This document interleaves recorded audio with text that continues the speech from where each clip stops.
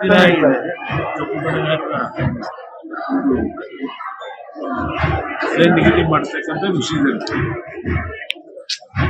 ಸರ್ಕಾರ ಇಷ್ಟೊತ್ತಿಗೆ ಬೆಲೆ ನಿಗದಿ ಏನಿದೆ ಅದಕ್ಕೆ ಕ್ರಮ ತೆಗೆದುಕೋಬೇಕಾಗಿತ್ತು. ಆದರೆ ಸರ್ಕಾರ 8 ದಿನಗಳಾದರೂ ಇನ್ನೂ ಅತ್ಯಂತ ನಿರ್ಲಕ್ಷ್ಯದ ಮನೋಭಾವದಲ್ಲಿದ್ದಾರೆ.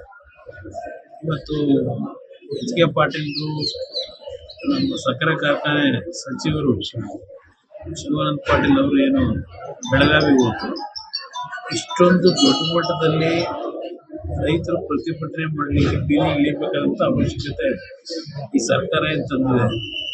ಅದು ಈ ಸರ್ಕಾರದ ಒಂದು ರೈತರ ಬಗ್ಗೆ ಇಟ್ಟಿರ್ತಕ್ಕಂಥ ಅಸಡ್ಡೆ.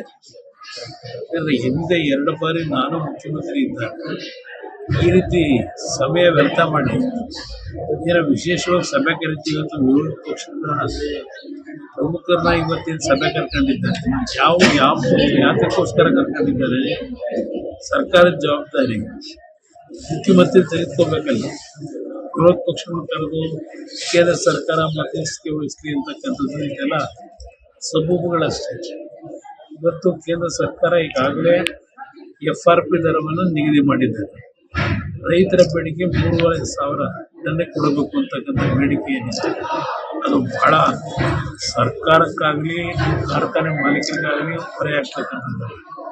ಇವತ್ತು ಸರ್ಕಾರ ತಕ್ಷಣದಲ್ಲೇ ಅವರ ಒಂದು ಬೇಡಿಕೆ ಈಡೇರಿಸಬೇಕಾದಂಥದ್ದು ಮುಖ್ಯಮಂತ್ರಿಗಳ ಕರ್ತವ್ಯ. ಮುಖ್ಯಮಂತ್ರಿಗಳು ಬಾಗಲಕೋಟೆಗೆ ಹೋಗ್ತಾರೆ. ನಮ್ಮ ಹಿಂದಿನ ಪಕ್ಷದಲ್ಲೇ ಇದ್ದಂಥವರು ಮೇಟಿಯವರ ಒಂದು ನಿಧನ ಆದ ನಂತರ ಅವರ ಅಂತ್ಯಕ್ರಿಯೆಯನ್ನು ಹೋಗ್ತಾರೆ.